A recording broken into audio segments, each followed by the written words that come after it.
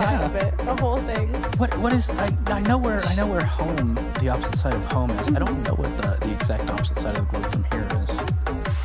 New Zealand, maybe? Close. I'm trying to, I don't know. Sri Lanka, maybe? Yeah, maybe. It's hard to me. Okay. Yeah. Well, we'll have to look that up later. Yeah. Well, yeah. Well, no, because it has to be like South America, I think, right? Because like we're in the Eastern Hemisphere.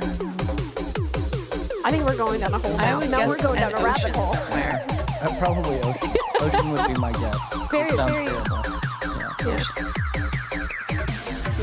But next segment is going to be exciting. Yes. I caught the first half. I was really excited to see the second half. So I'm glad we get this continuation and this nice little ribbon to tie around it from PDXCON. Yes. Some of my favorite peoples to talk to. Yeah. How long until the announcement show, Troy? I don't actually know what time it is. So. It's 6:42. I'm just here being an incandescent ball of energy and hype for everyone, so I don't pay attention to time. An hour and 20 minutes. How long is it until the announcement show, Troy? Yeah. An hour, a little over an hour, everyone, until the announcement show. You're welcome. Yeah, time, time is a construct in the desert void. Yeah. Like weird philosophy nuggets dropping in my ear when I'm in an interview. We're like, oh yeah, it's an hour until the announcement show, and in our ear we hear time is a construct, especially it's fine, in the Anders. desert I know you don't want to sit in these chairs, but you gotta let go of the jokes. Yeah, exactly. Oh, you guys, he's gonna man, you guys missed a joke. I don't know if I want to call it a joke, but he tried like 4 times the other day for a joke, and he finally nailed it. And like the people he nailed it in front of were like, "Oh, I don't get it." And then one of them was like, "Oh no, I got the joke, and I didn't want to." It was beautiful. It's the best one. It's the best one. All right, Ghost Voice, we hear you. We hear you. Ghost Voice enjoyed their own joke. Yeah. Ladies and gentlemen, Ghost Voice enjoyed their own joke. We should get the Ghost Voice subtitles. Oh, we should. Yeah. That'd be the most disconcerting, disjointed thing ever. What do you think, Alan? I don't know how I feel about that. Right? Just random subtitles popping up. The worst part is it wouldn't even be like on a screen. It was just in your life every time we spoke. Normal. Totally normal. Totally normal. Totally. No. Sounds really disturbing. Yeah. Really disturbing. But Helena, you were talking about some other segments that are happening, also next up, but also tomorrow. Yes. We, at 3:45 CEST, so very early in the morning where we are right now, we have the 5 Builders, 1 City panel hosted by 5 really excellent community members. And then we have the workshop tomorrow, and the Global Build-Off finale. And the award show is tomorrow, so we will be honoring an exceptional member of our community as well tomorrow. So we've got lots planned. Oh yeah, the Chirpy Award. I think Biffa won that last year, if I'm not mistaken. Yeah. In 2019. Yes. Oh yeah, it was 2 years ago. Hey, you remember Berlin? Do you remember Berlin? It was like yesterday, Troy. The terrible Wi-Fi signal everywhere.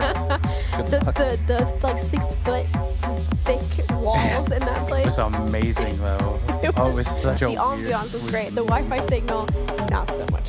Yeah. I liked all the booths we had. Yeah. Fantastic. But yeah, the award show is going to be really rad. I'm really excited. Yeah. Of course, I have a little bit of bias. Yeah. Is BK giving out a prize? We are. Award? What's the award? It's called the Royal Award. Oh yeah. Yeah. That makes sense. Ghost Voice, get out of our ears, all right? Yeah.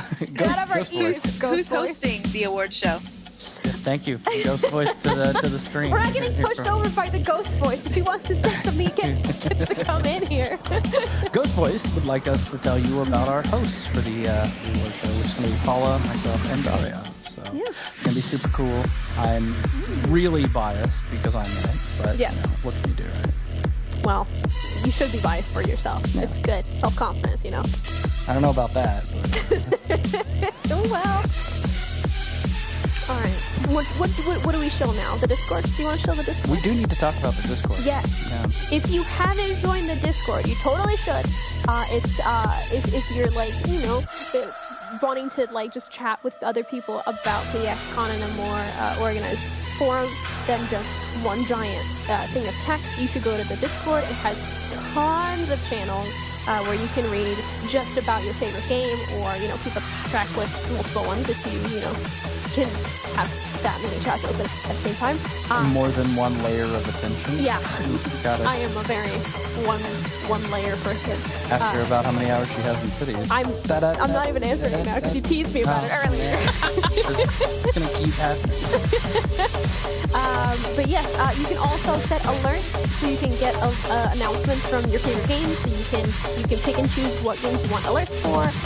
There's also quizzes and games and giveaways. I'm just gonna let you keep spitballing here. It's fantastic. What else is on the Discord? You can look at cats. You can look at There's a lot of dog PC setup. pictures, too. There's a lot of animal pictures. It's really great. And memes. What about the Troy? You feel the extension. Come on. Yeah, if you guys haven't checked out the extension, we're doing death matches on the extension, we're doing trivia on the extension, and there's badges for you to earn based on how long you've been in the chat, how much you participate, and what you get into. You can refer friends, you can register your email, and make sure you get those badges because they're for a limited time only through that extension. It is in the top left of the screen. For you guys that haven't seen it, is a clickable button. All you need to do is log in with your Paradox account. Yes. All right? So, Simple as that. Simple as that. yeah. Anything else, Helena, do you want to add right at the end here? Keep watching.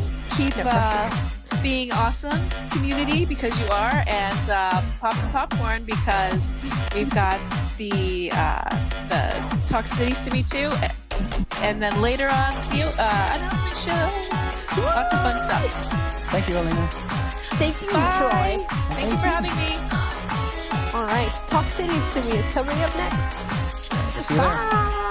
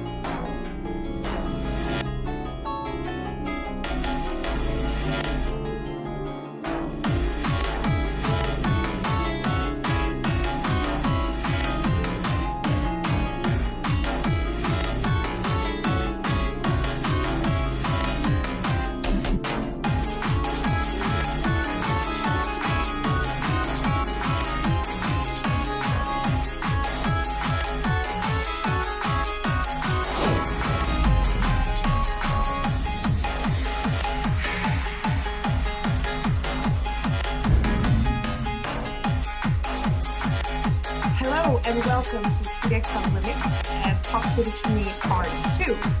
In this discussion, we will continue on the series that unfortunately was cut short with the topic last year.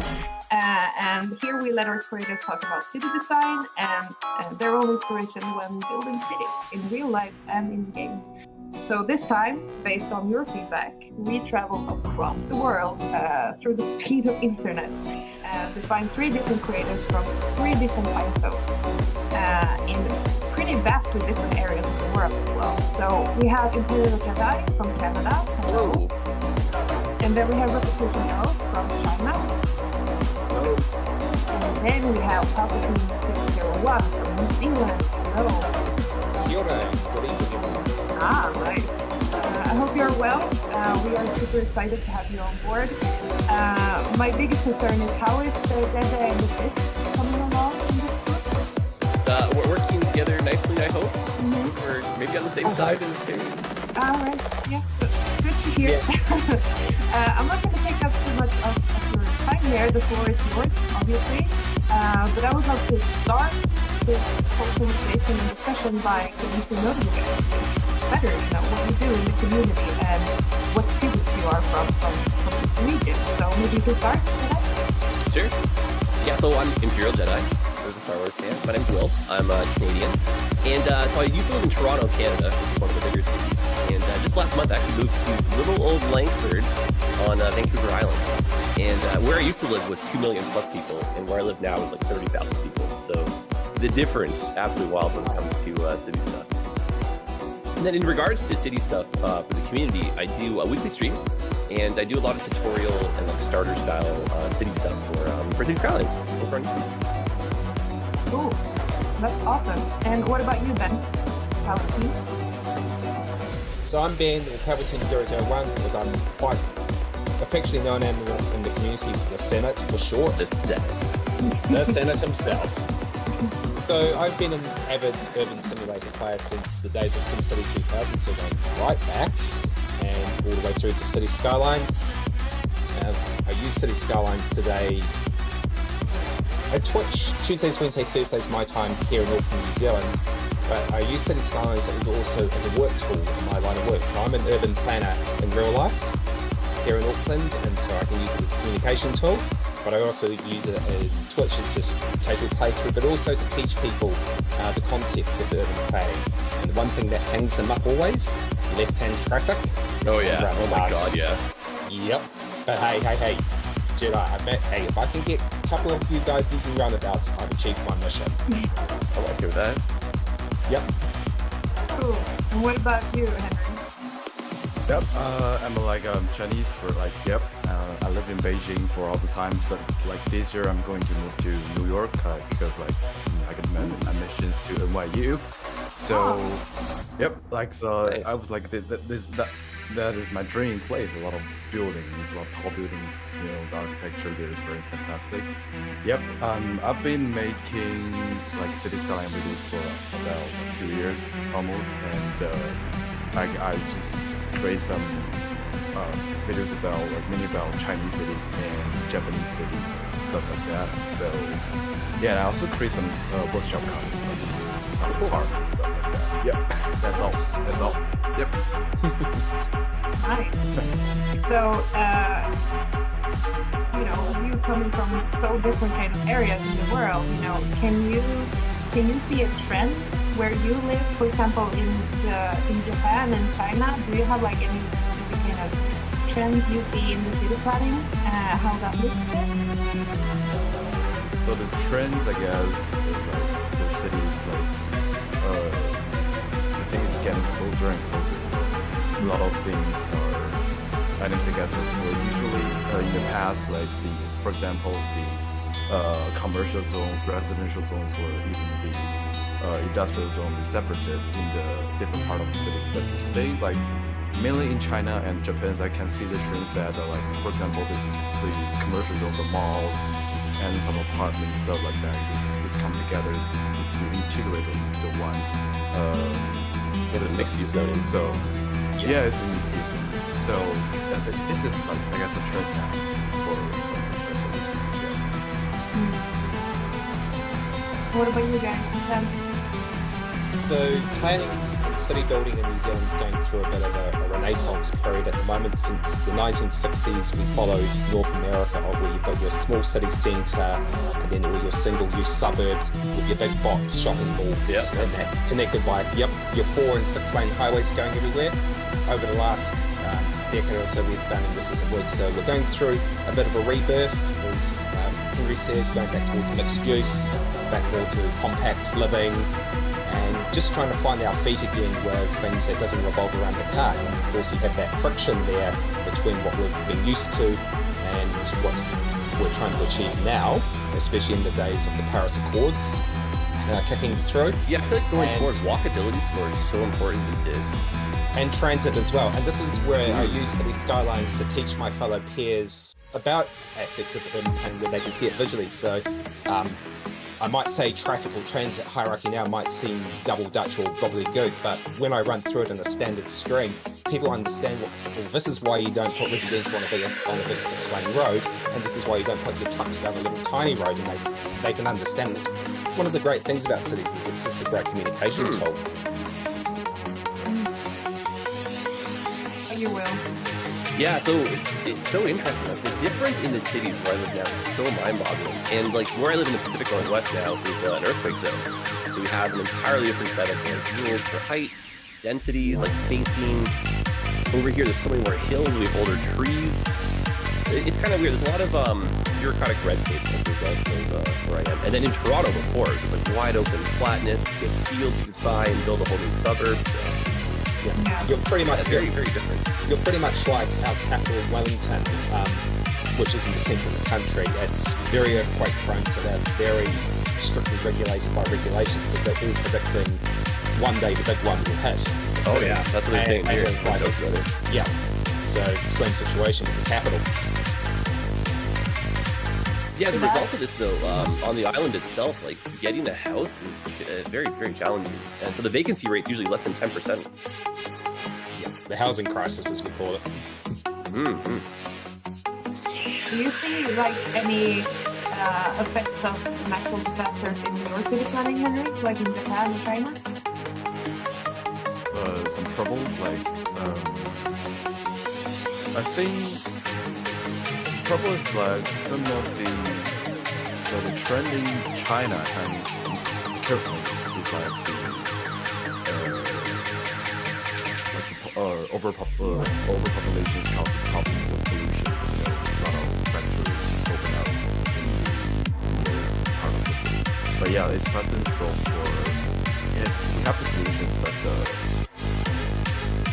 problem still goes on, and we want to like move all the factories away from the city to the very hard to stuff like that. But Yeah, it's tricky though, because like you can relocate them, and then the city can kind of grow and then catch up, and then like you do that all over again almost. Like, yeah, like China like has a problem. Like used to have a lot of kind of hazes, like kind of dust and oh yeah, blow around the city, and that's just suffocating. And people just got the cancer rate just go up. You know? Yeah, I think the green environmental impact definitely going on these days. Yeah. So when we're talking about your area in, comparison to maybe other similar areas or not similar areas, what makes your area, for example, where you live, stand out when you compare it to something else? For example, here where I live, in a city in Sweden, we have a very suburban kind of way of living, and but nothing that really stands out. Every city looks pretty much the same, except for maybe some historical features somewhere. Do you have like similar things around your area, for example, Ben?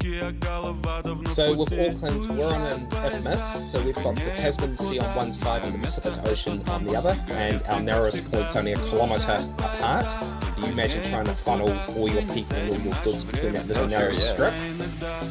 But the one thing that stands out is Auckland actually sits on 48 volcanoes. 2 of them are deemed active. 48, holy So we've got Wow.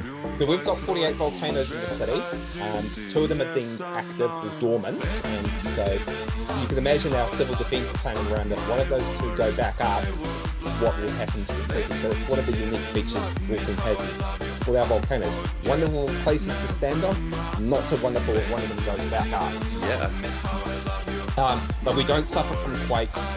The 2 main natural disasters we have to watch is tsunamis. We had a major risk last month from the big one, and hurricanes. So we do still capture tropical cyclones that drop out of Fiji and the South Pacific tropics. Do you have that as well, Will? Yeah, so we're in like a tsunami zone. We have to have like evacuation plans. I know where my high ground is. So it's kind of like scary. Like it doesn't happen too often or anything, but kind of nerve wracking because like definitely where I lived before, like none of this was an issue. The only scary thing was like a nuclear power plant nearby, and then that would never be an issue, you know? Yeah, exactly. No, it feels completely surreal to me to have something like that. Like in Sweden, we don't have those kind of issues at all. So do you have something similar, Henry, or how is it in your area? I guess Yep, I so the trends like pretty similar. Like, I think it's pretty same as like the Sweden. Like all the city in China look the same. You know, seems like because like the open up policies like currently by some special policies, economic policies. So all the cities are built in the like 10 or 20 years in this time zone. So yeah, similar feel to them. Pretty much the same. Yeah, like all things grow up very fast, but like you can see it's like the same fashion, same style. All the skyscrapers and some apartment buildings just look the same. Except some special traditional culture stuff. But yeah, it still looks same. Yeah, I feel like where I live, a lot of it, like the city Langford is only 30 years old. We've had one mayor the whole time, which is very interesting. Mm-hmm. But yeah, it's just kind of like a ground-up built city. It was built originally around a military base, so it's kind of like a small community that started that way. But it feels like any like BC town. It's kind of wild how that happens. It's very distinctly different than Victoria, which is the capital city. So a lot of cookie cutter developments. Yeah, and like it's so funny because the BC style is so unique. Like compared to Ontario, it's wild. I was playing GeoGuessr. I would know that, you know. Or GeoGuessr. Yeah. Do you have something similar around your area, Ben, where you live, that characterizes your area or other areas in New Zealand? So Auckland is quite unique. Before we became a unitary authority 11 years ago, we were made up of 5 cities and 2 districts, and then in 2010 we unified under one council with all the divisions underneath that. So I live in the sub-region called South Auckland, just south of the city centre. We're the biggest and the fastest growing region in Auckland and New Zealand. And the reason why South Auckland was born post-war was all the industry. So all the industry was located out our way. And so the urban form that also followed it was the cookie cutter, suburban style, low density, detached housing. It was just plopped down the motorway and down the railway line and then spread out in each direction. Oh, do you guys still use a railway line? So we still use heavy rail for our passenger and freight. We've got light rail on the cards, but bus is the main form of transport. Yeah, we're both from one end to another. Yeah, so that's where we are. But if you go to the central city, or what we call the Isthmus, you will see a very unique style. You will see Victorian and Edward era architecture. But that's different again. If you go down to Napier and Brooks Bay, you will see all the Art Deco buildings. And the reason why that is... Oh, I love that. And the reason why Napier is extremely different is I think it was 1931, the city got entirely flattened by a very large earthquake. Nothing was left standing. So they decided in the rebuild to do all Art Deco. So I think I heard that actually somewhere. Not too recently. Napier Auckland is just all Art Deco, whereas Auckland is a hodgepodge of everything around the world. Depending on what the urban designers think the flavour of the month is. Do you have an architect around you, Will? Just a little bit, no. I wish we had more. The housing here is nothing too crazy. Like back in like Ontario and Toronto, there's a lot of old, nice brick houses where they're not quite as nice, not to say that politely, but if you go into Victoria though, which is the older city, you get some really cool stuff there. And Victoria actually has Canada's oldest Chinatown. Oh wow. Nice. How old is it, do you know? I have no idea. It's very old. Quick Google. I mean, in the grand scheme, like old is, you know. But no, Canada, we're like 1867. We're not even that old to begin with, right? So. Wait, you're younger than New Zealand? Wow. Yeah, we're new. Holy smokes, and our last province only hopped on board in like the 40s or something. Yeah, we're newly unified in that scene. Or in that sense. You're just a baby. But everything was in the same in your area, Henry. Do you have any articles around your neighborhood? Like in China, like some... No problem. I can say some art angles, yeah, we have it, but like, it's mostly some special areas in art zone. But like all these designs you can see on the street, it's like we actually it's not that artistic because like government don't want and not like the ones who have those kind of so much kind of artistic stuff that functions. So we have the art, but like in art zones, museums, some art, we have a lot of arts, but daily life, we cannot see it on some residential buildings. That's for sure. Some part of the city. I think big city have this kind of problem. Maybe. Like, Yeah, China, you lose like a little bit of culture, a little bit of it's kind of like a concrete jungle. You kind of lose that. Like, yeah, it's like all the skyscrapers. Boxes. yeah, Yeah. dystopian future. Like, So you guys prefer the suburbs more than skyscrapers? That's for sure. they have their place. I think they both From kind an- of serve their own purpose, right? Yeah. But that said, skyscrapers are limited to only 10 places in Auckland, so the city centre and what we call our 10 metropolitan centres. They're the only places you can do the so-called high-rises. Anything else has to be below 8 stories, which is mid-rise in our books.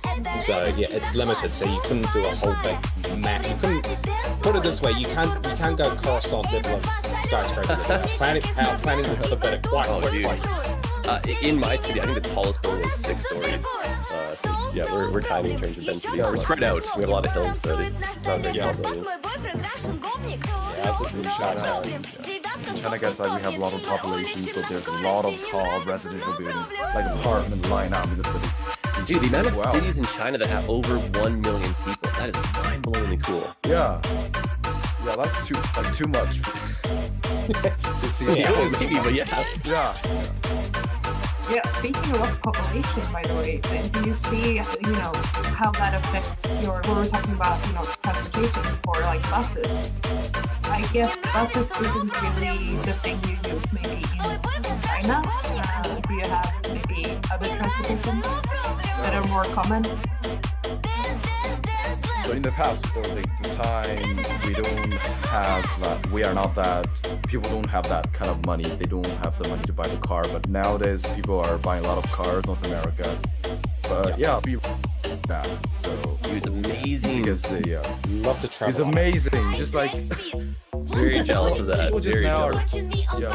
even now it's just good. Like it's very fast. Go anywhere, every part of China. Like I can say 80% could be reached in maybe like 6 to 7 or 8 hours.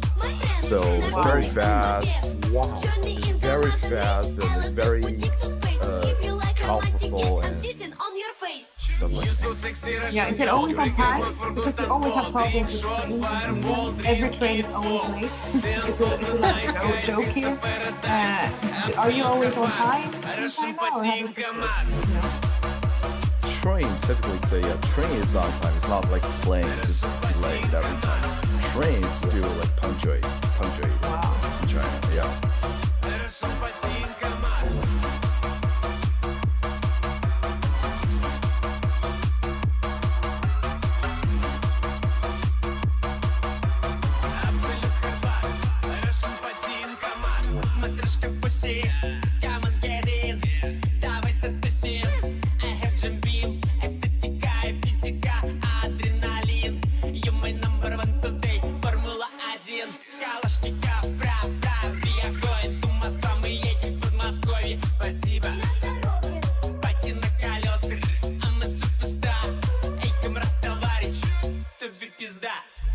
Sexy Russian girl, прыгай в мой фургон танцпол. Drink shot, fireball, drink it all. Dance all the night, guys, gangsta paradise. Absolute Карпас, Russian Patin КамАЗ. Russian Patin КамАЗ. Russian Patin КамАЗ.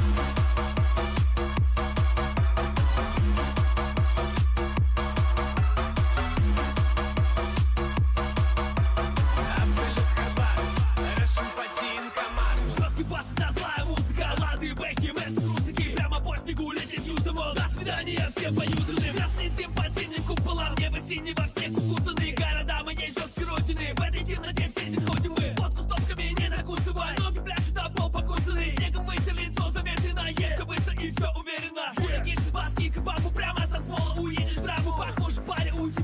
штаны, а босс нажали ламбу. Хули ты хотел, это русский колбас. Штаны в полоску, штаны без лампас. Сминаем, как смарта, грязный КамАЗ. Мы не любим их, они не любят нас.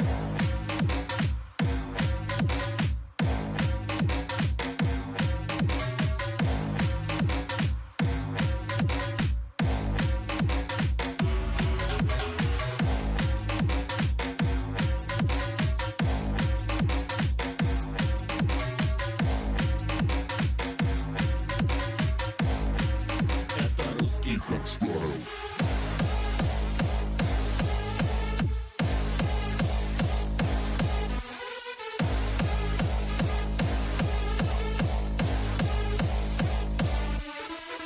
Suckers with a Glock, go suck my Stitchkin pistol, suck your Glock. Kiss Russian croc, go smell my sock. Welcome to Eastern Bloc. Хардбас в миноре, хардбас по жести. Хардбас по жизни у нас он есть. Приходи, братишка, бери на флешку. Прокачивай свою слушаешь.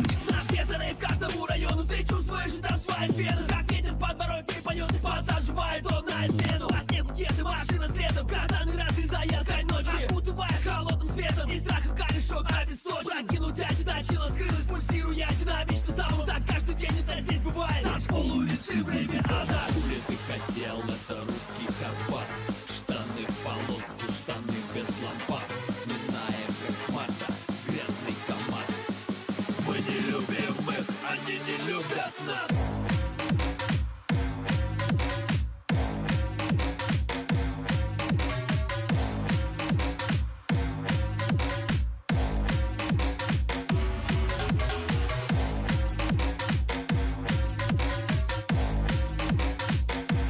When we talk about double decker, it's only about, you know, England or Yeah. Yeah.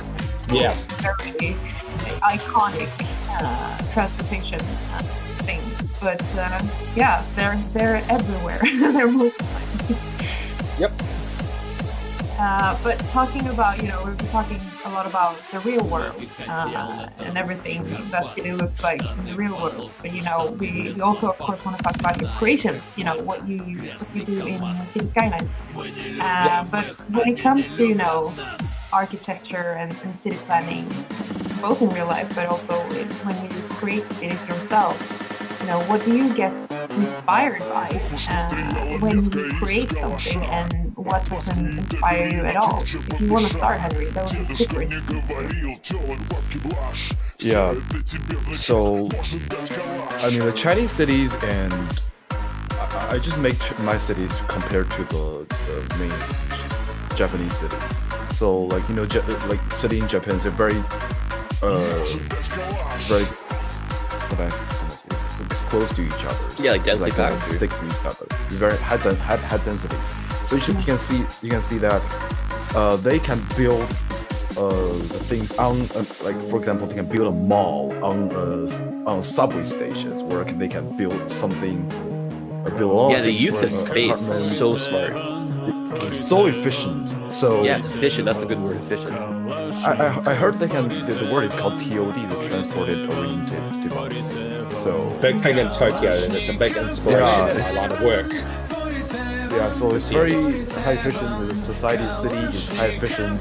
So I really want to, like, cities in my countries, in my games could be built like that. Yeah, this is my inspiration. Yeah, Japanese infrastructure is so wild. It's like you have these insanely old cities and then this brand new infrastructure plopped in like these minute little spaces where it's going to fit, hopefully. Mm-hmm. And they just seem to somehow make all that work. And there's so much more vertical space being utilized. Yeah, very much. Yeah, and that is like, can you apply that to your cities when you create in City Skylines as well? Yeah, you can apply it, but like it takes up a lot of kind of time and a lot of mods to do, like, move it, like stuff like, and it's hard to. Nobody plays cities in a hurry. That is very true. So when it comes to, like, non-inspiration, like, what do you stay away from when you create something? What doesn't make you, you know? I think it's the waste of land is compared to what I said about is, create a city. You see, there's a kind of wasteland. There's a blank in the middle part of the city. Is like you are annoyed because why this thing's like we can build things that is functional in this here, so we can operate cities in the great efficiency. And also we can build something. We can plant some trees here, make our city look more beautiful. So I mean, I just hate there's a blanket, there's a blank in the middle part of the city. Yeah, big and I would just be annoyed. plazas, right? They're doing nothing. Yeah. So plazas are not your thing. Unless they have trees. That's what I'm hearing. Right. Yeah. What about you, Will? What inspires you? I feel like a lot of like what I see and what I like drive on and experience daily influences me. I'd say like my cities definitely have like a North American feel to them. And whenever I try to deviate, like every few months I'll try to make a British city or something, and my God, man, I just fail so epically. It's always a fun learning process. I'm trying to tackle on the left-hand drive, but hopefully it makes for good viewing. It makes for very good view. It's quite funny watching those who are native to right-hand traffic trying to do left-hand, so trying to replicate the Commonwealth. It can either be very amusing to watch or very painful to watch. Well, I've done the Swindon Magic Roundabout successfully a few times now. The 5-point Magic Roundabout thing. I got a certain streamer's, a certain YouTuber's attention too for good work. Yep. So well done. Yeah, I wish I had a little bit more of an eye when it came to building like European style, especially older cities. Like Canada, we're so new of a country that everything's just more like planned. We don't run into the same kind of spacing problems. Yeah. So you don't have that same issue that Henry has, like with a blank space that could be functional. No, there are definitely some parts in urban centers where like space is not utilized properly, or there's some like political stuff. People are holding on to like empty lots, hoping the price goes up, right? To these eyesores. But I feel like for the most part, we have a good cultural melange happening here. We have some good architecture. Especially in Toronto. Toronto's a fun mix of everything. And like 2 million plus people, you got all the food, all the culture, and all the different zones working together. Yeah. And then where I live now, it's like a little 1% small, a little bit of that. Has your move affected your creation somehow? Oh God, so much so. Yeah, so where I live now, so much more hills, and it's all like small town vibes. So that's entirely transformed. Before I was doing like big grid cities, I had an issue doing the smaller stuff because I just had no like actual concept of how it really worked. Yeah. So now that you've seen it like in real life, you can actually apply. Oh yeah, it's so much easier too. Yeah. And then to get here too, it's 4,500 kilometers in between the cities. And so I saw like just the whole country, everything in between. So a lot of influence, which is cool. And Canada is a very, stretched out country. How many time zones do you have in the country? Like 4 maybe? That's insane. 'Cause I'm 3 hours behind what I used to be. Yeah, so like if we compare and then like the province of Ontario, where Toronto's located, it's 1 day's drive just to get out of that province. that is insane. That is insane. It took me about a week to get here. It's crazy. That's insane. But like talking about, the difference if we're talking about a city on the west coast and then talking about a city on the east coast. Do you see how they differ as well? Oh yeah. Yeah. Yeah, like architecturally planning, because the west coast, because of the tsunamis and the earthquake zone, you can't have the tall buildings, can't have the same density. And just in terms of the hills, the geography and stuff, there's so many more restrictions here. You just might not be able to build what you want because you've got this super massive boulder in the way. Yeah. Going back to inspiration, so what doesn't inspire you at all? What do you stay away from when you create? I find that when you do stuff to be like totally picture perfect and like overly symmetrical, I feel like it starts to look a little bit fake, and you kind of lose that organic kind of growth kind of feel. So I tend to stay away from areas that are like too perfectly planned, especially like city centers. I like when things kind of have a bit of a chaotic kind of vibe almost. Yeah. Did you say Brazil? And then finding like the balance and the harmony in the chaos. Yeah, that is a good point as well. Did you say Brazil, Henry? I mean, there's like very symmetrical city in Brazil. Is that Brazil? Yeah, Brasilia is the capital. Brasilia. Yeah, Brasilia. And very symmetrical. Very also huge city, man. Yeah, she's a big one, but yeah, she's very, very master planned, very symmetrical, and very particular. And that's it. And there's whole geography papers on purpose-built capital cities like that and why they don't work. Yeah, they run into traffic problems, I think, the most often, don't they? It's also, if you look at how cities have been since the dawn of civilization, cities are pretty much organic. There's 4 things a city will form around: industry, trade, industry, or military. So if your cities are not founded around one of those, it's very hard. Wait, hold on, you said industry twice there. Hold on, say it again. I would say that. So industry, trade, so transport, defense. Oh, that's the one, yeah. Defense, defense, sorry, and the other one, academia or science. And that's the reason why a city will often be founded. So you look at these artificial capital cities that are big like they do, and it's like they're not around one of those core concepts, and so yeah, as you would have pointed out, they struggle quite a bit. Canberra is another one. That makes sense. In Australia. Oh yeah, that's the one that's like a perfectly planned city, that one, yeah. Yeah. Sometimes China wants to create this kind of cities, but it's not working. No. Here we go. Yeah. So why isn't it working? For those who don't know. It's just not working now, but I'm not sure. Like in the future. Yeah. So, Will, you don't want perfect. You want something more suburban, more relaxed, maybe? Yeah, that's a good way to describe it, yeah. Definitely when I'm doing my big cities, though, I'll have like perfectly planned grids and like I want to say smart looking layouts, but I'm really enjoying the kind of the willy-nilly, make a street any direction you want, work with the hills, have some fun. Right. And wonder why your traffic meters at 60%. Listen, don't worry about that, man. Don't worry about that. That's I mean, a challenge for late game. I mean, that depends on what you're building, right? If you're building like the most efficient traffic situation, maybe that's not the way. Everyone's going to walk then if that's the case, hopefully. Yeah, exactly. Yeah. What about you, Ben? What inspires you when you create? I mean, this is super interesting for you as well. This is actually what you do for a living. So as a spatial planner, my line of work is I influence the actors, so private and public sectors.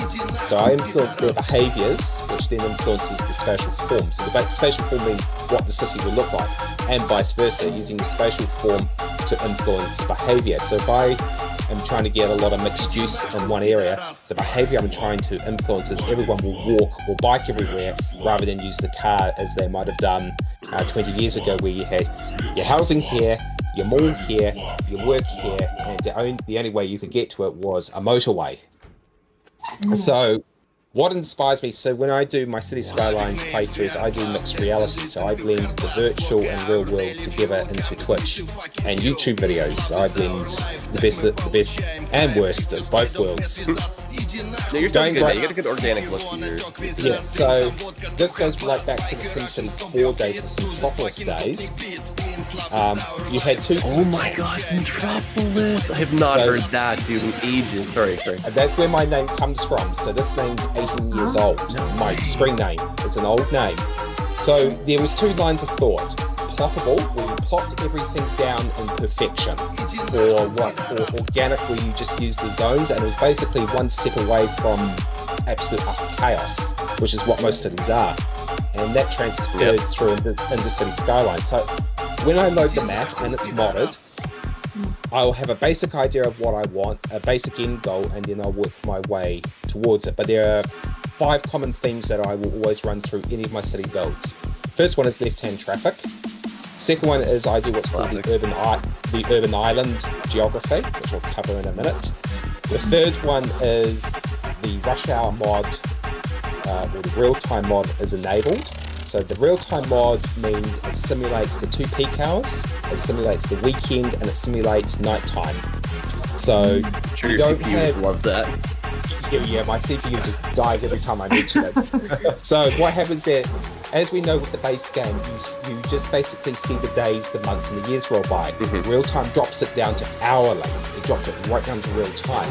And so I've got to factor in with my building and planning, okay, I've got 2 peak hours, I've got weekends, I've got shopping, I've got events, and I've got a nighttime economy. And Do you also use the no despawning with the traffic president? No, because otherwise my rig oh will my literally. If you think Fukushima was bad, my rig will do Chernobyl. It's pretty intensive. But and I've said it in my videos more than once. It's not uncommon for my transit system to be more busy at 3 a.m. on a Wednesday morning than at 4 p.m. on a Friday afternoon. It's a strong nighttime economy. So that's I think it's the third or fourth one. I do a 24/7 economy.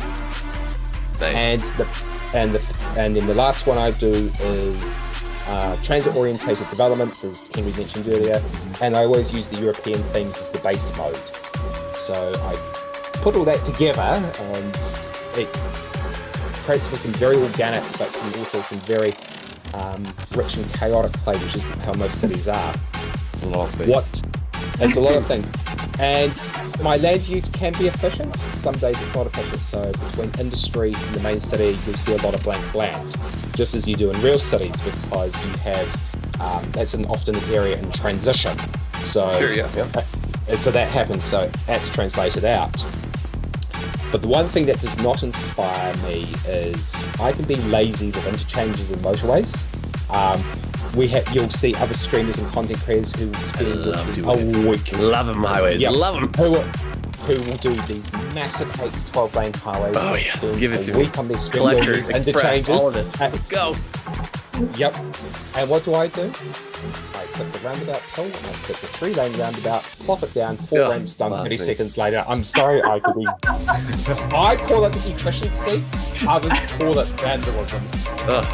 So mixed reality inspires me.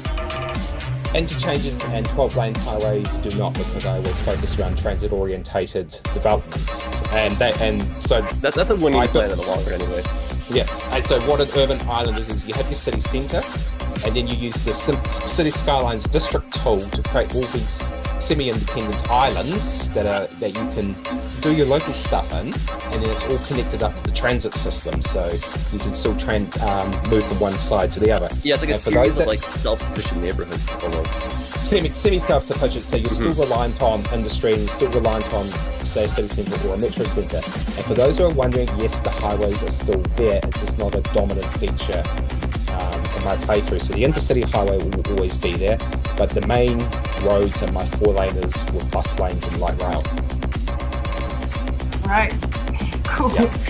I mean, it's so interesting to hear you guys talk about all these different kinds of areas in the world and how what you get inspired by. And I assume that it's a lot about, getting inspired by where you are, obviously, as you will. Yeah, I feel like regional geography plays a huge role. Exactly. Yeah. So it's super interesting. We're actually running out of time right now. It's been so quick, I know. Maybe we can do a follow-up but with this someday, because it's super interesting. And obviously, we're probably going to have questions, from the audience after this. So feel free to answer any questions. Oh yeah, from the audience. I'll preempt one question right now. Mm-hmm. Roundabouts are your friends. They are.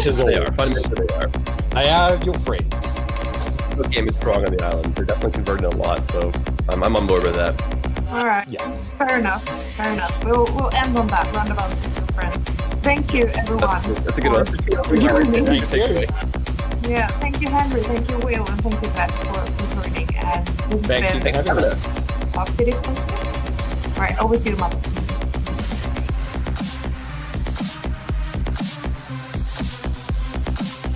Oh my God! Yes. Good job, guys. Good job. I could have gone on This for guy. an hour.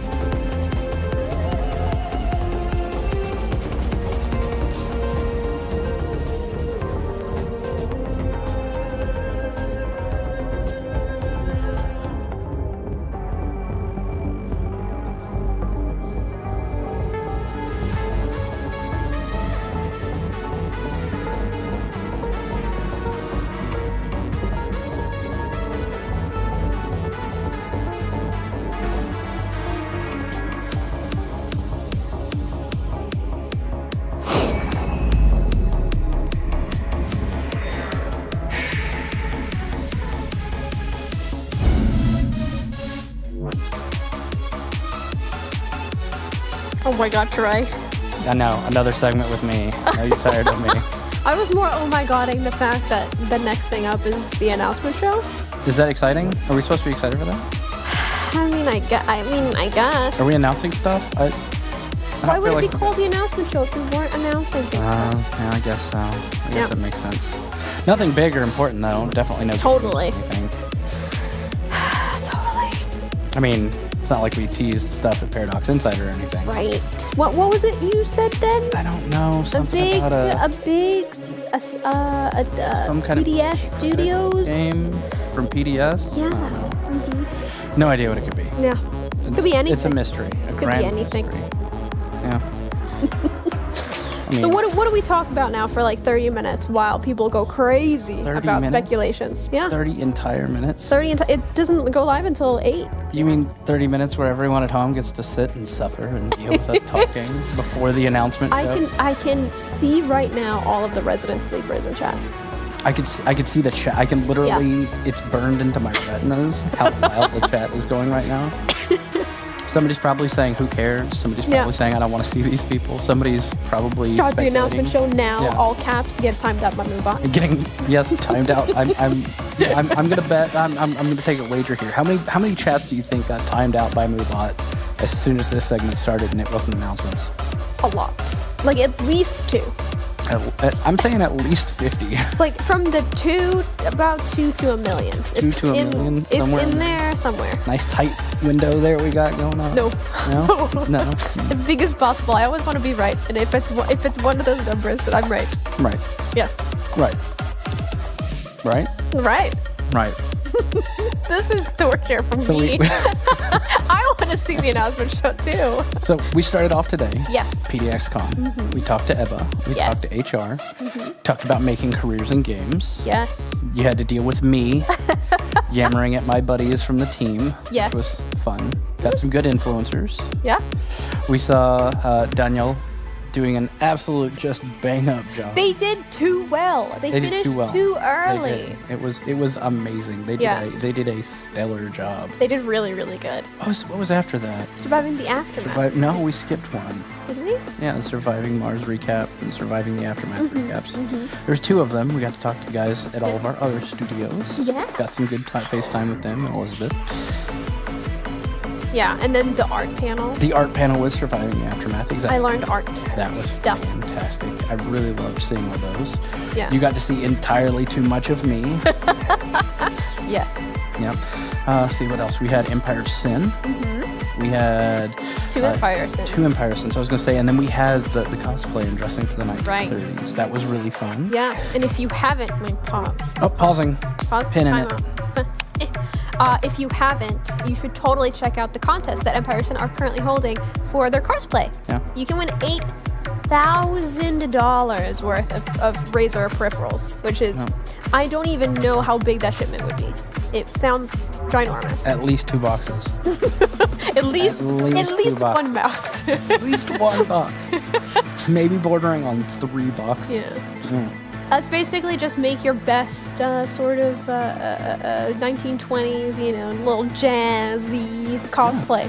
Yeah. And you submit it to them by June 14th. Yep. We also got to see CC on her birthday. Yes, that's true. We had Machie in here, and Machie was very nervous about his panel, but I think he did really well. You can't tell. No. It's like the people that say like, oh, I'm super nervous, I'm super scared. I'm gonna do terrible. They do well.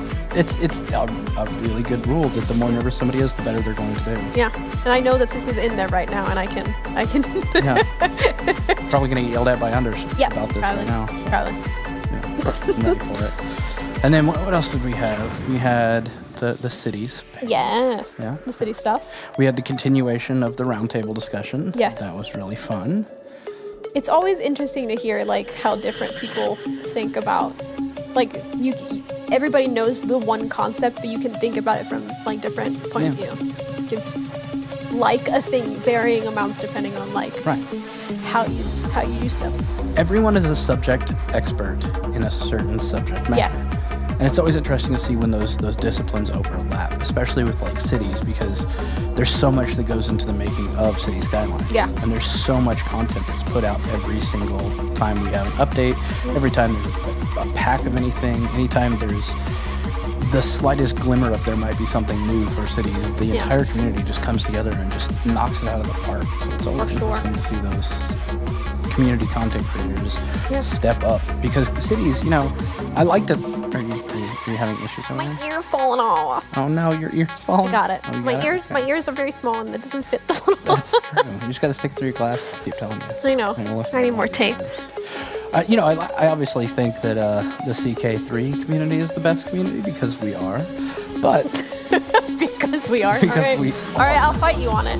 I would. we fight. You would throw me out a window. I'm still waiting on that Mario Kart match. Right? Yeah, that's true. We'll do it after. We'll do it Done. after this. We'll do it after this. Yeah. But I think every one of our communities definitely has the most dedicated community in Paradox. And it's weird to say that every community has the most dedicated community, but I really mean it. Like, there's certain aspects of every community that just take it to 11, take it to 12, like step over the line. And like, you're expecting 100 mods. Yeah. And you log in and there's 5,000 and each of them is so unique and diverse. And it's like, Yeah. I never would have imagined this content. You guys have done things that I had not even contemplated being real. And so to see that every single community within Paradox has this knowledge around their specific piece of the puzzle is fantastic. There's no single community out there that any of our mods and any of our community can point to and be like, oh, we don't think they're passionate. We don't think these people believe in the game. Every single one of our games has a passionate community driving them. Yeah. And it's super rad.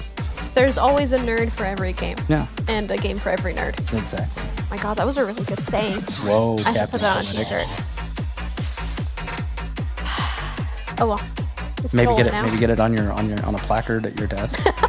Yes. This is the Maddie 2021. PDXCon 2022. Yeah. Yeah, Ooh, yeah, There yeah. you go. For every game nerd and every nerd a game.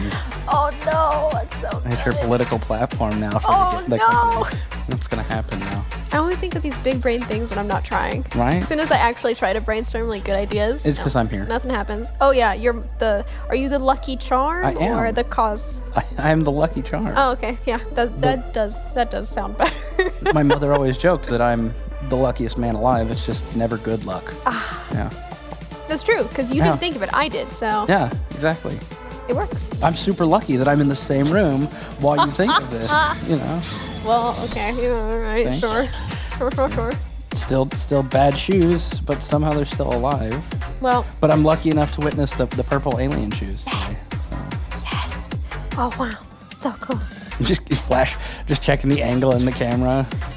I like it. This is, oh my gosh. Oh, we got the close up. Oh, We got the my close up aliens. on the purple Look. alien shoes. Oh yeah. Watch out. This is content. This is what we do instead of doing the announcement show. We're Yeah. showing off my shoes. We're shoeing off. I'm leaving. I'm quitting. Sorry, I just sneakered that one in there. That was good. That was a good throw, actually. I'm not even mad at it. Here. Man. But yeah, announcement show is gonna be good. Yeah. I know there's a lot of so announcements. much. There's A whole so much hour to of- pack in there. Stuff. Yeah, and I actually feel like an hour is not enough time for all the stuff that we have to announce. Yeah. You It is know. pretty squished in there. Yeah. Back to back, back to back. And not an hour is not enough, but I feel like every single piece of content in there deserves its own block of time to just really dig into it and analyze it. And like, I'm sure that all the teams involved and all the communities involved with that content will, in fact, dive into their content Later. individually. But for now, we only have an hour to discuss in the announcement show. So that's no It's pressure. more like, here is the stuff. And then if you wait till tomorrow, Yeah. you can see right. what it is, what it actually Right. is. Really dive into it and dig into it. Yeah. But you know where the best place to find all that information is? What is it, Troy? That's right. It's on our Discord. We're gonna keep plugging it, man. Just gonna keep plugging that Discord. Yep. Like, Plug it. yeah. I've said it like 6 times today. I love our mods. Yes. I love all of our CAs. Yeah. I love all the people that work on our projects. And you know what? They've put in so much time and effort and work and like moderating chats, moderating the Discord, handling our forums, handling our social medias. Yeah. Just, there's so much work and so many moving parts that go into PDXCon. And without them, I would be lost, right? Yes.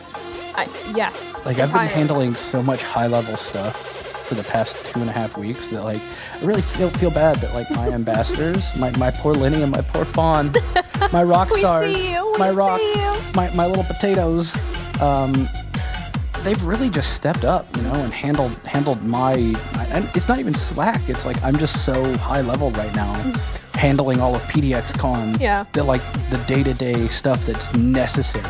Brutally necessary, they handle, and it's just, without them I'd be lost. Yeah. And I know it's the same for every game. Every one of our CAs has just stepped up and knocked it out of the park. And like 2019, we flew all the CAs out to PDXCon. That was so fun.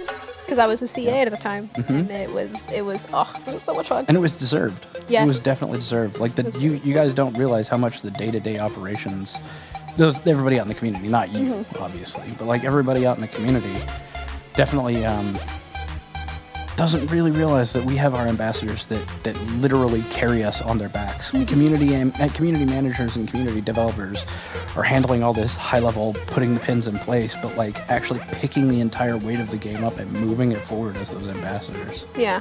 And I can't wait. As much as I've loved PDX and PDXCon, and as much as I've loved all these conversations, Yeah. taking vacation, then I'm getting back, and I can really tear the game apart and dig into that content with my guys and gals and really get back to the work that I love. Because that's why we're here, is because we love our jobs. I don't think I know a single person at Paradox that's like, who cares what I do? Everyone here is really just like, this is what I want to do and where I want to be. That's how you feel. I feel like I should shed a tear now. Right? I feel inspired and motivated and all that. Live content would be nowhere without you. Live content wouldn't be nowhere without you. Ridiculous. Just self-appreciation, and dude. Anders and Jimmy, I guess. Yeah. Whatever. And Nurgle, the Rock. You're The welcome, Rock. God Voice. Yeah, Ghost Voice has said thank you. We are very much grateful for Ghost Voice. Yes. But no, really, it's that's how you chew up a half an hour of content, is by thanking all the people that literally fill the gaps in your life. Because, there you go. Yeah. Are we doing an announcement show or something at some point? I think it's on my calendar. We're doing an announcement show. Yeah. And we're announcing things for a game company. Yeah, what game company is it? I don't know. Some game company. The Paradox, maybe? Hold on, let me read my own draft. PDXCon. Yes. Got it. What? So we did. Okay, so Oh, you even have the back of your. There you go. Oh yeah. Bang! Look at that! Look at that Bam, brand bam, name. bam, Look at that brand name. Yeah, we gosh, I want to tease it. I want to joke about it. I want to. It. I like how you say it. Like there's one thing you want to tease. I mean, and joke it about. as like the announcement show. There's like 30 things I want to make terrible jokes about. There are so many things that I want to mean. Like, do you have any There's so idea many things. how hard it is and how hard it's killing me to not be able to make puns about what we're putting into the announcements? I know how many puns you make, and I can tell by the amount of puns that, like the low amount of puns that you've made in the past 50 minutes. Yeah. Like how many are just in like It's waiting to burst, It's painful. waiting to leave. Painful. It's heralding my doom, is what it is. That's right. As soon as the announcement show's done, just a floodgate's gonna open of terrible I am puns. scared. Yeah. I have to keep myself from making jokes because I'm like, oh, I can make this joke about. Nope. That would be a Not yet. direct nod at what's going to happen. Nope, not gonna do that. But afterwards. Yeah. Oh my gosh. Not to mention tomorrow. Oh my god. Oh my god. Sunday. Oh my gosh. Where we can talk 2 full days about what has been announced. Yeah. And really deep dive into all the content. Holy smokes. I have so much good stuff. Yeah. I mean, yeah, easy stuff this weekend. It's a home run knocked out of the park. Yeah. 2 full days. we're gonna be fine. We're gonna have so many more 15 minutes to just whiz off of, Yeah. and it's gonna flow by. It's gonna go so easy. Oh man, tomorrow, my panels that I have tomorrow. Yeah, what panels do you have tomorrow? Mwah, I don't want to talk about it because I can't trust myself right now. Yeah. But there's gonna be so much of me tomorrow. Oh, you're gonna hate it. It's gonna be terrible, but it's okay because tomorrow I'm bringing Pokemon Snap, Oh, and great. we can play Snap and take pictures of cute animals tomorrow. Because I only play one game, Troy. You know this. That's true. Well, and Mario Kart. Well, yes. Don't okay, forget. Fine. Yeah, right. It's a Okay. good. It's a good game too. We're gonna pull out the switches and battle. Shout out. Duel. That'd be great. That'd be fantastic. Yep. Announcement show. Announcement show. Hey guys. Hey everybody at home. Are you excited? Have you activated your extension? Yeah. On Twitch. Because the announcement show is one of our big panels that you'll get an activation badge for on the extension. Yeah. So if you haven't already activated your extension, now is the time to do it. Literally, Right we're in the now. final hour before the announcement show, so you should go out and do it right now. Yeah. Yeah. Click over there above Troy's little. Yeah, over there. Right. That's good. That's right. good. That's pretty There we good. go. Right there. All right. Yeah. Click there. Connect it with your Paradox account, and earn badges to earn keys to earn Badges? Don't need no badges. No, we do need badges. I love your that. badges. You can get badges, and then you can unlock things and brag about them, and yeah. So, to cover, tune in for the announcement show. Yep. Then we have the late show. Yes. And then you need to activate your extension. Yep. Head over to Discord. Yep. Follow us on social media. Correct. And make sure you're not spamming chat too hard because spamming But chat too hard we'll will boop you. yeah, It'll boop it'll be you. terrible. You'll get booped. We don't want any of you out in chat to be booped. We want you all there enjoying the chat, talking, discussing, and Yep. participating. Yeah. Yeah. Too many people lost. Yep.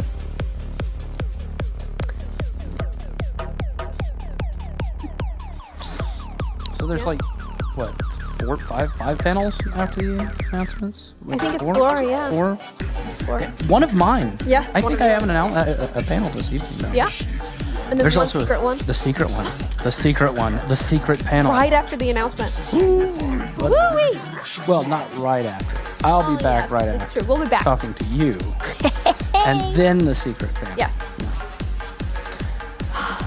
Yeah, I'm getting a little bit like my stomach is getting a little bit butterfly. Got them butterflies. Yeah, I want to go out there and see what the chat is saying.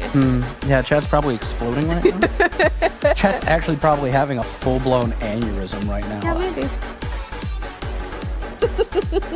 Oh, no. My favorite game is being talked about in chat, Yeah. apparently. What game is that? Sengoku. Yep. I love Sengoku. Yep. The first one was a masterpiece. One of my favorite. The first one? Yeah, the first one. Oh. The only one. Yeah. The last one. Yes. No, I'm just joking. Really, it was the only Sengoku, guys. Please don't take me at face value. Yes, that was me being a jerk. Yep. I'm sorry, everyone. Sorry, everybody. Moobot's gonna boop you. No, Sengoku is rad. I love Sengoku. Yeah. War of the Roses. Man, can we talk about War of the Roses for a minute? I'd love to.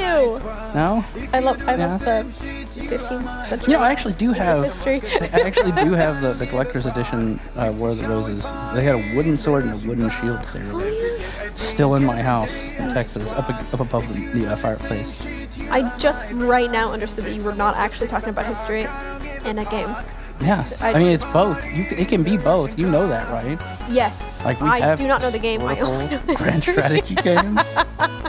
We have those. Yeah. like Yeah, this. that's true. I mean, it's in CK. It is. It is. It exists in our games. Yep. It's amazing. It's perfect. Yeah. There's a lot of games that we discussed as like old favorites of the day. And Anders was very excited to think about Pizza Tycoon Remastered. Yeah, they did talk about those a lot Yeah, during did. the Surviving the Aftermath. Yeah. Like what games inspired them to make it. So Anders just like, I would totally back Pizza Tycoon Remastered. And it was like, yo, if that was an option, Yeah. I would totally back that as well. Right? That's something I'm all about. Yeah. But I don't know if that exists or will ever exist. Do you want to just chill stuff one more time and then go over to a timer so that I'm chat down. will know exactly how much time is left? I'm down. Wait, I'm sorry. Sorry, what? Chat is talking about Tyranny Battle Royale. What an awful concept. I definitely want to see that made. Tyranny Battle Royale. It's like you take two good games and then you just smush them together. That's actually what my mouse mat is at home, is the Tyranny mouse mat. Yeah. I love the color scheme in that game. I'm just sitting here nodding. Oh. I totally know what that is. You really, it's like red, orange, and purple. That does sound pretty bad. Right, with like heavy, dark comic book Yeah. lines drawn around everything. Yeah. And there's not a lot of. It's like lights shining on statuary. It's not like flesh toned. It's like purple, orange, red, and black only. Oh, Chat things are the darndest things. yeah. Yeah. Tyranny was great though. I loved Tyranny. That's for sure. We could also, go play Tyranny right now. We do have a computer out there with it installed already, so. We could. Should we, you know what? Should we prioritize Tyranny over the announcement show? We should. We just cut the announcement show altogether and just Let's just bring cut the Tyranny? announcement show and you and I will just play Yeah. Tyranny for like an hour and a half. That's what chat wants. Fantastic. Chat gets what chat wants. We'll bring some candy bars and chips in to like get some ASMR crunchy noises going while we're playing. Yeah, it'll be great. Yeah. ASMR crunchy Tyranny with Nada and Troy. No, you don't like that idea? No, not a fan. Not a fan of the crunch ASMR. Drink some Red Bull through a straw. Or, That's the only way to drink Red Bull. right. Well, you gotta fancy way. keep the face in place. Exactly. So you drink through a straw. Maybe she's born one. Who is she? Who is she? Yes. Oh, man. Okay, one last time before we go to a clock. Yeah. Discord. If you haven't joined our Discord, join the Discord. Please. Spend some time with fellow nerds. Talk about your favorite games. Talk about the announcement that's about to happen. How long do we have? It looks like 6 5 minutes. minutes. Yeah, like Little over 5. 5 minutes. No stress. No stress. No stress. No stress at all. No nothing. Nothing at all. No stress. None here. Not a single No, sir. bit. Yes, and then the extension. Yeah. Check out the extension. Extension. Extension. To get badges and to get cool prizes. And you can get one for watching the announcement show. So you have 5 minutes to set it up. So you totally could. And another one for the late night show, so stick around for that. So, Yep. like I said, my panel, we got the late night show. Award show. Awards show. This is awards? Yeah, tomorrow there's an award show. Tomorrow. I'm at tonight. Oh, tonight, not tonight. We have my panel. We have the late show. I don't know what else we have. I've looked at the schedule and Secret stuff. We have yell at it secret after stuff. the announcement. Oh, the secret panel. There's number 3. Yep. Yeah. And then I'll yell at you after this about what we've got after that. Yep. Because I'll remember after this. Yep.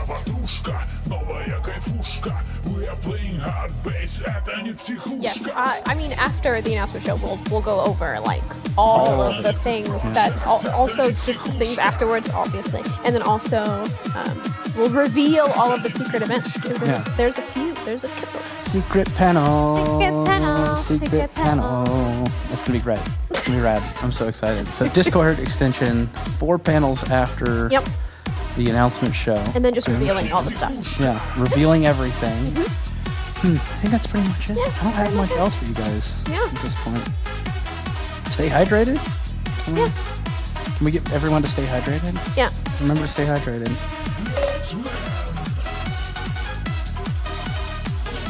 That's good. Like everybody at home already knows, I'm a shameless water shill.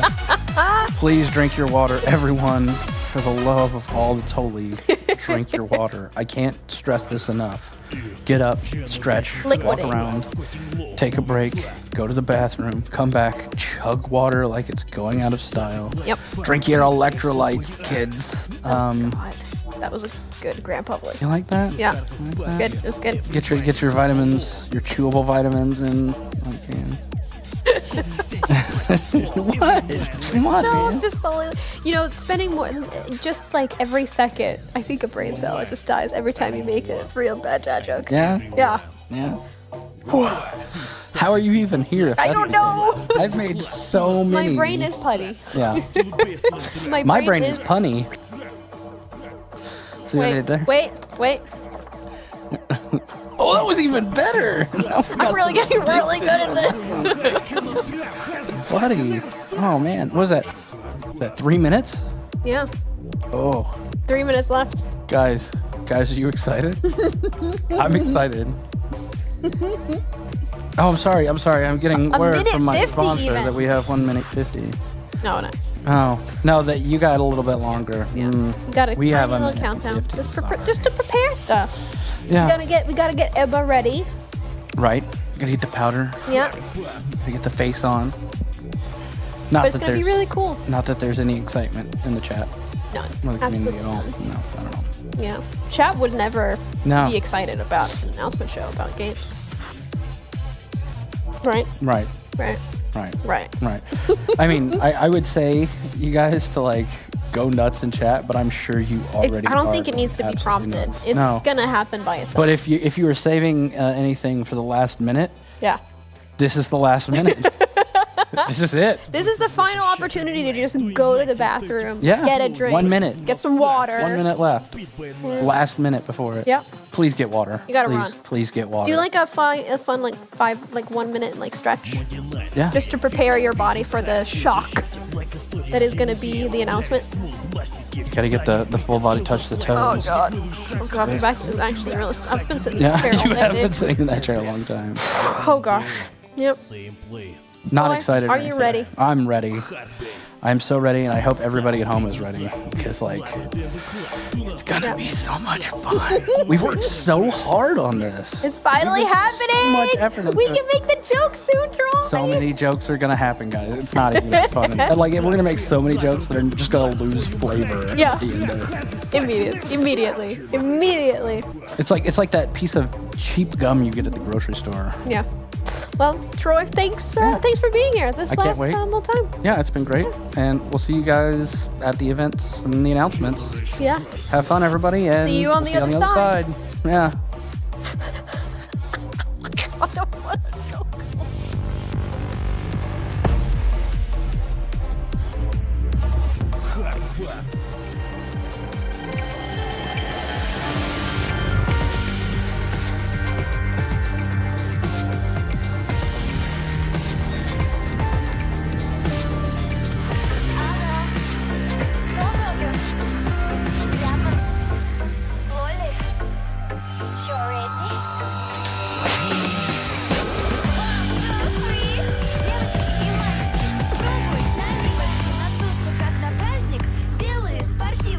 Вот-вот, дай сыт на 12 таймер. Мешочки по карманам, мешочки под глазами. Ready, ready, go, go. Вечеринка набирает. Кто-то светит справа, сбоку, я такой теряю. Отпустите, no проблем, сядешь, полицаю. Завтра же бросаю. Welcome to the PDXCON Remixed announcement show.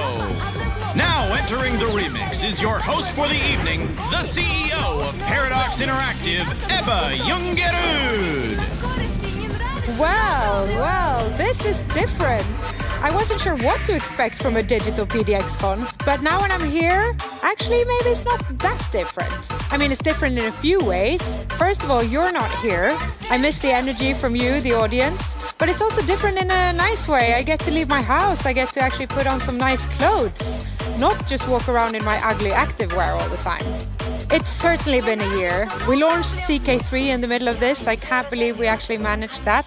It feels like just a couple of days ago that King Henrik and I were standing on stage in Berlin announcing the game. But here we are. No matter what it takes, and no matter what virtual worlds I have to travel to make this happen, I am so proud and happy to get to host this announcement show for you. I just love that we can present everything that we have to show here today. All of us at Paradox, we've been working hard to bring you the games that you love and to make PDXCON Remixed a reality, virtual or not. This is going to be a different show for sure, but I think you will like what we have got. I'm not going to go on for too long here in the beginning. I know you're eager to get to the games, but I want to take this opportunity to thank all of you for joining this new spin of PDXCON. For me, PDXCON is really about three things, and I don't want us to miss any of those. The first one is the games, which we've got here today. So don't worry, we've got that part covered. The number 2, second part, that's our teams and staff. We've been working very hard all this time to bring games out to you. I have to admit, it has been a little bit harder than usual, but I also miss seeing everyone in the office chatting around the coffee machine. So I'm very happy to have some of you here today to join and talk about what you've been working on. Most importantly, of course, number 3, you, our players.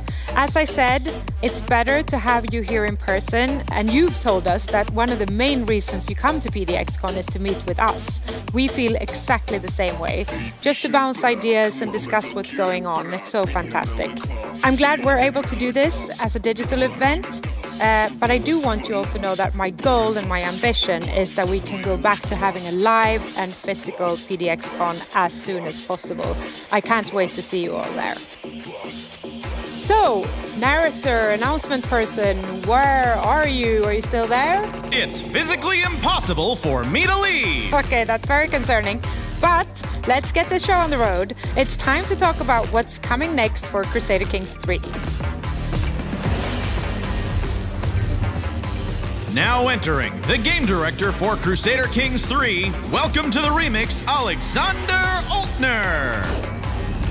Hi, Alex. Welcome to our beautiful court. Thank you. Happy to be here. So last time when you were on PDX Insider, you talked about Northern Lords, our first flavor pack for Crusader Kings. And now you're here to announce the first expansion. Can you tell us a bit more?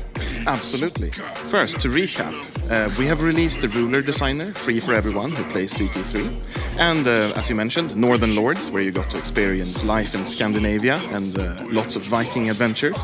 But now we are ready to announce the first major expansion that adds a new layer of gameplay and drama to the upper echelons of the ruling class. So me being a bit of an insider, I have heard that there's a lot of both political intrigue and mysterious motivations in this expansion.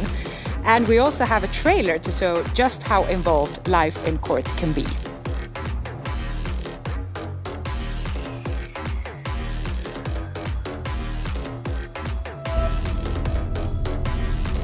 It is not enough to simply have power.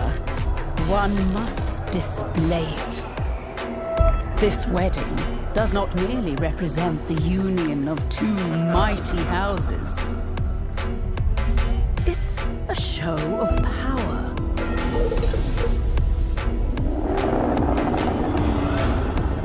Our court is a grand stage, a tribute to our might. The scene is set. Every player a pawn in this grandest of schemes. For when this day is over, our enemies shall taste their bitter defeat. Our revenge complete, and no one will ever underestimate our bloodline again. You see, real strategy requires cunning.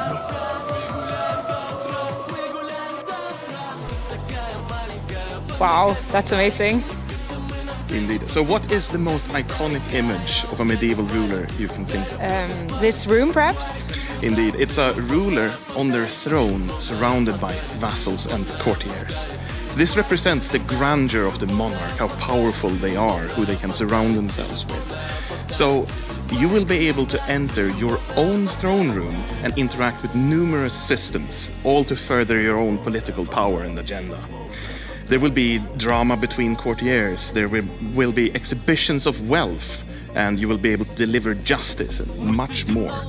To this end, we bring you Crusader Kings 3, The Royal Court. The Royal Court sounds very, very good. And being able to sit in the seat of power, doling out rewards as the ruler of your very own court, that kind of sounds like a dream come true. Is that it, or do we have even more things in this expansion?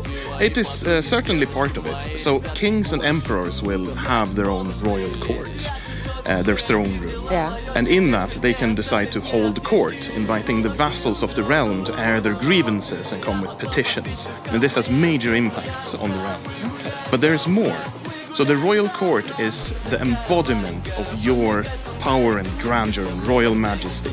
You will be judged by your peers based on its grandeur. What artifacts do you have on display? How much are you spending on your court in the form of lodgings, or food, clothes?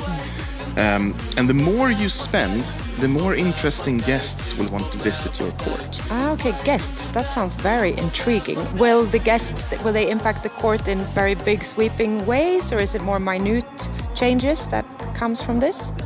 So the guests will have something called an inspiration, which means that they want to do or make something. But they can't do it by themselves. They need your patronage. Okay, and if I become a patron, how does that affect me as a ruler? So there are different types of inspirations. For example, there are adventurers that want to go and hunt a mighty beast or find a lost artifact. But there are also smiths and weavers and scholars and many more. They all want to create something that you can either put into your inventory, your personal inventory, or into your court to further your grandeur. Okay, very interesting guests indeed. If I understand it correctly, this expansion also contains a big overhaul of the cultural system. Yes, I mean, what is a ruler without their subjects, after all? So this is likely the most exciting thing for a lot of players. Cultures, instead of being static, now have pillars such as language and heritage, and the traditions that set them apart from each other. They also have dynamic attitudes where happenings in the world will make cultures like or dislike each other. And as CK3 covers half a millennium of history, the cultures of old would be barely recognizable for us today. Yeah, of course, yeah. And they changed and evolved over time. And to that end, we have introduced two new systems to represent this: divergence and hybridization. I can't wait to get my hands on this, I have to say, and I know our community will feel the same. So is there a release date for this expansion? Unfortunately, we cannot tell you when the Royal Court will be released. Okay. But know this, we're hard at work on it. First, we will finish the Azure patch. And that's a free update? Yes, released during this summer. Okay. And until the release of Royal Court after the Azure patch, we will have lots of dev diaries detailing Royal Court feature. All right, very exciting. Good luck with this endeavor that you're on. I know that you also have a lot of stuff planned for this weekend, the PDXCON Remixed. Is there anything in particular that you want to highlight? Yes, two things. The Trials and Tribulations panel and the Crusade Anything Q&A. Both of them have CK3 devs, so it will be very interesting to see what you will think. That sounds good. Thank you, as always, for being here, Alex. Very nice to chat about Crusader Kings 3. Happy to be here. And we hope to see all of you in the community online, and we look forward to ruling our futures together.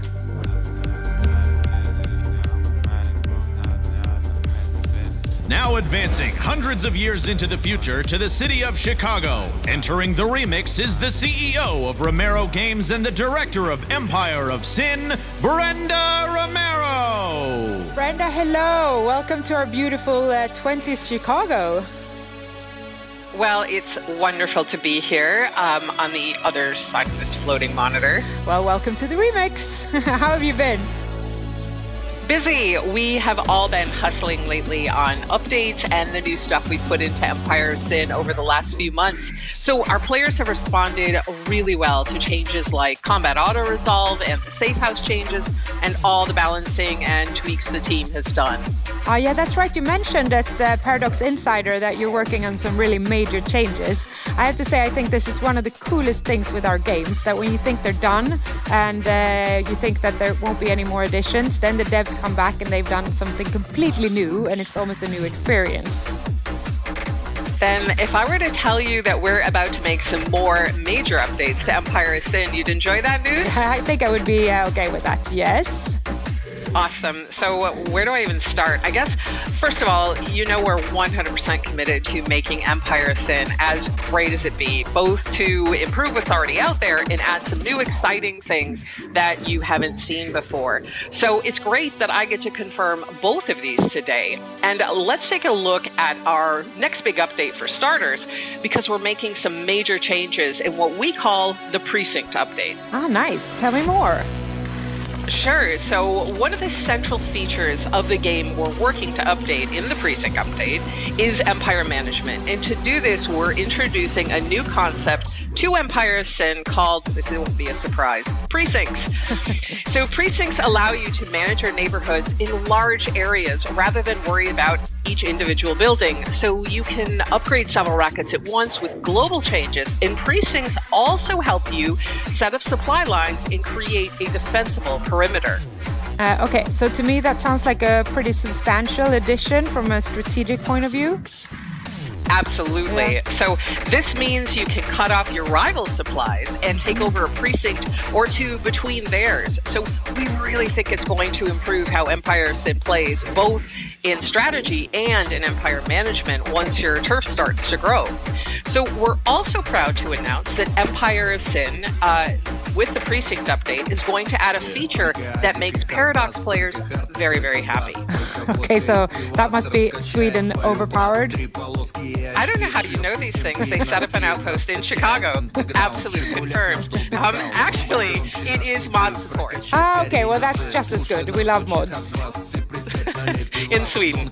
So the precinct update is going to open up modding for PC players, and we're eager to see how the community plans to tell their own stories and to make Empire of Sin their own. Okay, yeah, that sounds amazing. So when are we going to be able to play this new update? Well, we're planning on launching the Precinct update alongside something else we're excited about, and for that, I'd like to show you our newest trailer. Okay, let's roll it. Greed. It's the real lifeblood of Chicago. And there's always opportunities to make a buck in this town. You know, a fixer. Need a loan or help smoothing over a little relationship problem? Make sure your competition leaves town quietly. In this city, you're gonna take what you want.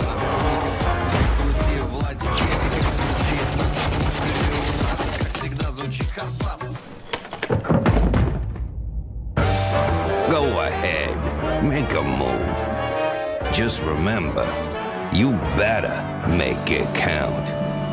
Maya Lansky. At your service.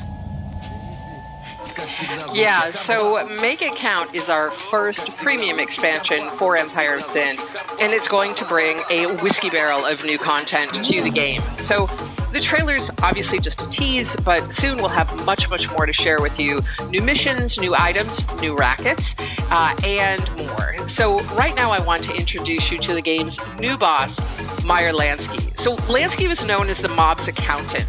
He succeeded through his financial know-how, and he even developed the criminal syndicates in Atlantic City. So you know he's as good with a gun as he is with numbers. Very interesting. But so you mean that he's a boss that is actually better with the profits than the violence?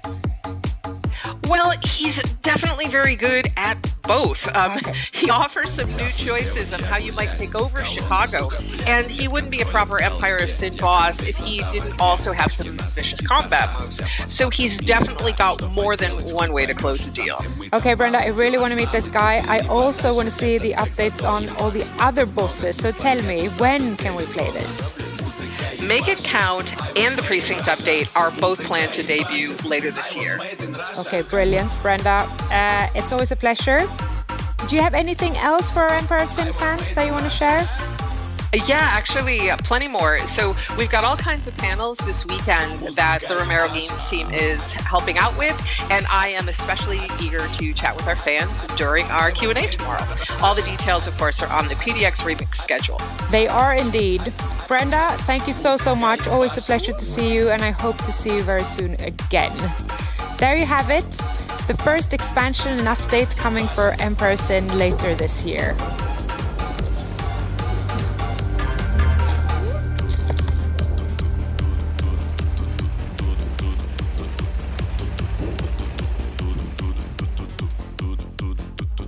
What use is a rifle without ammunition? And what use is ammunition in the hull of a sunken ship? A good general knows There is no strategy without logistics. For what use are 2,000 fit and well-trained soldiers if they're marching in the wrong direction? Over 5 years, millions of hours of gameplay have simulated every possible outcome of the Second World War. The tides have turned in all directions, and every capital in the world have seen a victory parade. But one thing remains consistent.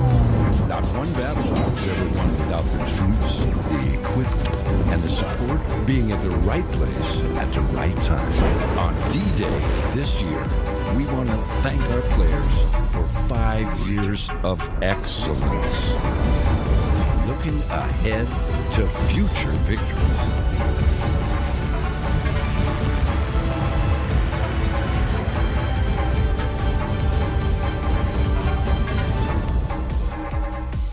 Welcome to the remix and happy anniversary to the game director of Hearts of Iron 4, Don Lind. Wow. Yep, I can't believe it's been 5 years already, guys. It kind of feels like almost yesterday, but I guess time flies when you're having fun. I wanted to talk to you guys about basically how the game started, which was half of an email page that I sent to Johan and Fred for some feedback. And it outlined like the main things I wanted to do with Hearts of Iron 4. And for me, it was I wanted to focus on industry, and I wanted to focus on equipment. I always really liked those aspects of the war. I also wanted it to be a game where you focused a lot more on the big planning aspects rather than micromanagement and things like that.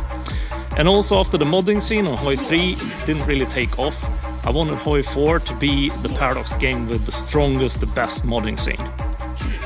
So that was my focus.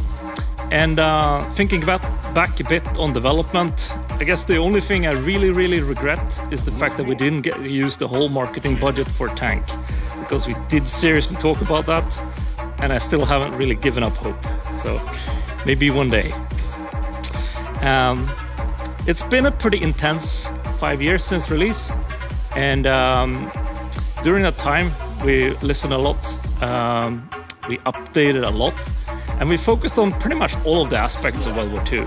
So we've been expanding and updating both naval warfare, land warfare, air warfare, as well as adding new things like espionage, new alt history paths, and generally just more content.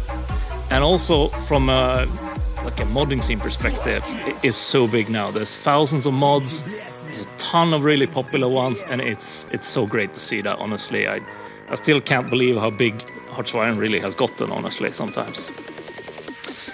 Anyways, now that I'm here, I want to take this opportunity to thank all of the developers who worked on the game for over years, right? There's many of us now. And I also want to thank all of the people in the community, the influencers, the modders, the players, because you are the guys that made the game great, and it's awesome. So, in fact, to celebrate that awesomeness for the anniversary, we got a bunch of cool planned activities. So, for example, we're going to be doing a really cool competitive multiplayer match with some famous influencers to see who is really the master of war there. And here at PDXCON, we're going to be running a bunch of cool panels as well, where you're going to be finding out both about the past and the future of Hearts of Iron. So I hope that's going to be really interesting. And that's actually all from me today. Hope this was interesting, and I'll see you guys later. Wait, really? Okay, you know this is an announcement show, right? Oh, right. Sorry. Okay, we do have one more thing, actually. Roll the clip, guys.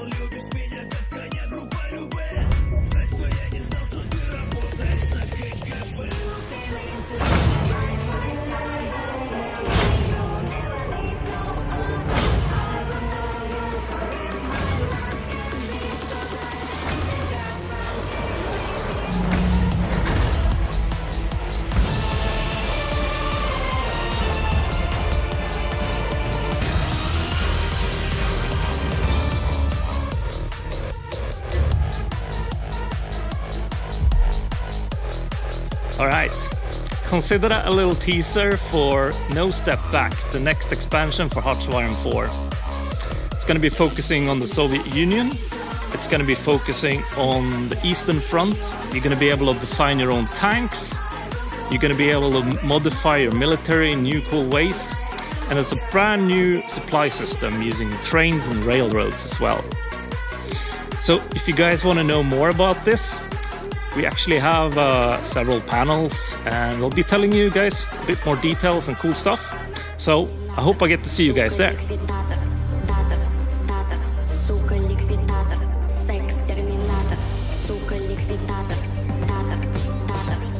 Joining the remix is the community manager for City Skylines, Helena Grayson. Hi, Helena, welcome. Hello. Thank you. This city is awesome. I know, it looks amazing, doesn't it?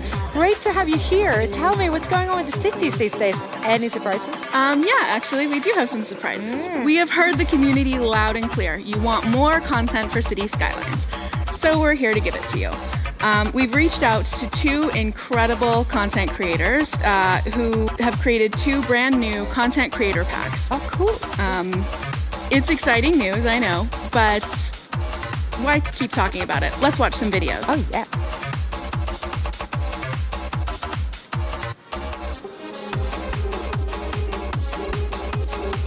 This is Earl Gibb, and you're listening to Sunny Breeze. Kick back or sit normally and relax.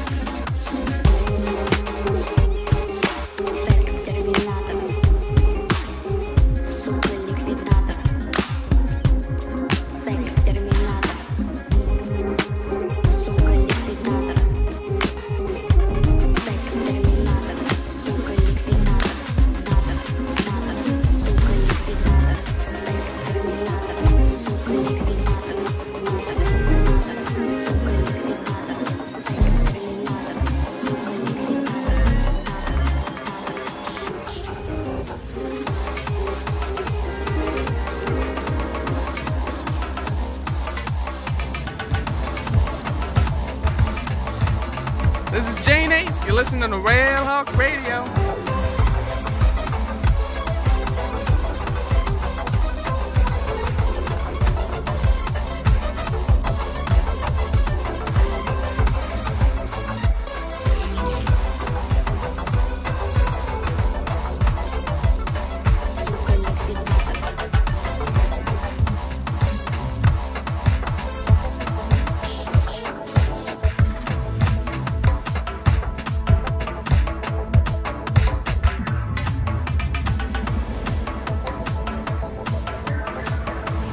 Train stations and bridges and piers. Very fun. When will I be able to play? Well, that's actually the best part. Both CCPs are available right now, today, on all platforms. Very cool. Can't wait to get home and play. Tell me a bit more about what's in them. Sure thing. For train stations, we brought on Bad Peanut, who is a longtime community creator. He's actually so talented that he's now working with Colossal Order. He created 12 stations and 4 hubs, both elevated and underground. They're super modern and super cool. Great. What about bridges and piers? Yeah, that one was created by Andres, aka Armesto. You might remember him from our City Builder series we did a while back. He created 22 unique assets that come in a variety of styles to fit any type of city's waterfront. Cool. And then you mentioned 2 radio stations? Absolutely. We wanted to connect the radio stations to game content. So we took our inspiration for Railhawk Radio from our train station, CCP, and we have Sunny Breeze radio station, which is inspired by our Bridges and Piers, CCP. Very, very cool. I am very much looking forward to this, and it sounds great. What about the future? Any other plans? Yes, we want the community to know we are not done with cities. We will continue supporting our fantastic community with fun and engaging events. We recently concluded the Berlin build-off with the Stadtmuseum. We just finished the last episode of our Meet the Expert series on YouTube, which if you haven't checked it out, you should. Our creative team did an amazing job. And currently we're working on an event with Red Bull. It's going to be a little bit later this year because we are working on a new approach.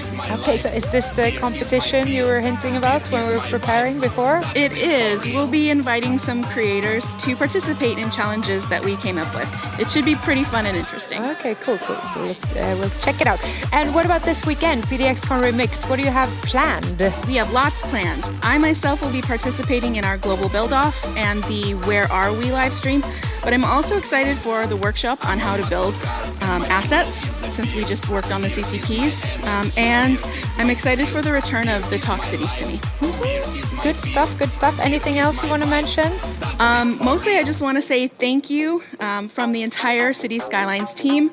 We've enjoyed working on the CCPs, celebrating our 6th anniversary in March, working on the Berlin Build-Off and the Meet the Experts series, and now working with Red Bull on an event for the community. It's been incredible, and we're looking forward to making even more memories with this amazing community. We do it all because you are awesome. Yeah, I could not agree more. The community and you guys, that's really the reason why we're here, I think. All right, great to see you. Thank you so much for coming. Have a good show. Thank you for having me. I'm so excited to be here, and good